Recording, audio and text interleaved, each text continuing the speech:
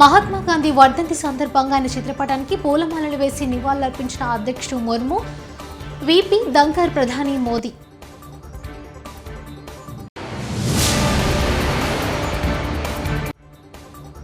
ఆంధ్రప్రదేశ్ రాష్ట్రాన్ని అభివృద్ధి చేసే ఏకైక నాయకుడు సీఎం వైఎస్ జగన్. టీడీపీ మాజీ ఎమ్మెల్యే ఆలపాటి రాజా.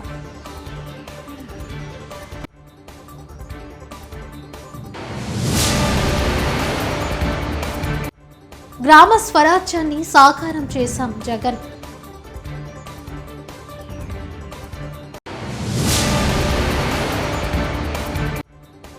గద్దర్ విషయంలో మాట నిలబెట్టుకున్న రేవంత్ సర్కార్. Green signal.